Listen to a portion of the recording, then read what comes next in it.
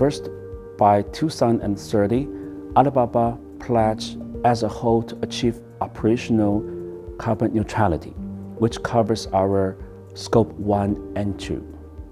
Second, Alibaba pledged to reduce its carbon intensity by at least 50% of its value chain by 2030, which is related to our Scope 3.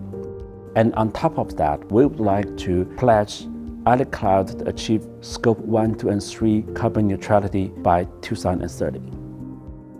Our third set of goals is our most ambitious, most challenging and exciting part, which is that we call this the 1.5 gigaton to achieve the 1.5 degree of the Paris Accord for the next 15 years. That is, we would like to leverage our role as the platform to influence the companies and consumers to achieve carbon reduction of 1.5 gigaton within the next 15 years.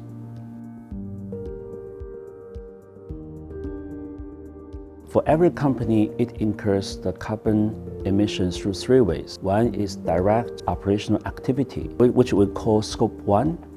And the second is to use the electricity when it incurs the carbon emission, and we call this Scopes 2. And then when we use the products from upstream and downstream of our value chain, then that incurs the carbon emission from other companies' production, and that is called a Scope 3.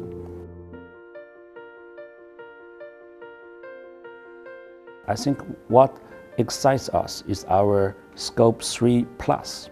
We are a platform company. And what's special about the platform company is that beyond your own operation and value chain, the many companies and customers, agents, participants, it's a stakeholder economy. Their activity is not part of our Scope 1, 2, and 3, but we actually can influence them. We can pledge much more than our own operation and value chain. And based on that influence principle, we are the first to provide this unique concept, this so-called Scope 3 Plus, to commit ourselves, what we can do to help the whole society to achieve the carbon reduction. Let me first give you an example of the green consumption. In a consumption, you want to build a market that you can connect the consumers with the green products together.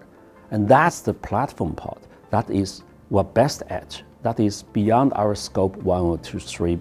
We can help the companies, SMEs, to provide better, greener products. We can call for the consumers to have a greener consumption habits, to enjoy greener, healthier products, to make the transformation.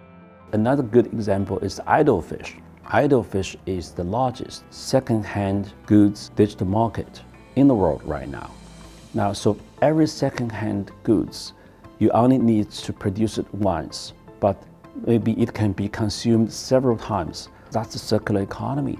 That is very important part of the Scope 3 Plus.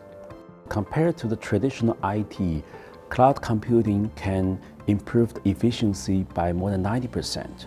That's direct carbon reduction. On top of that, Ali Cloud actually can provide digital measurement and management tools for companies to track and manage their carbon footprint, which can lead to direct carbon reduction. That is all part of the Scope 3 Plus.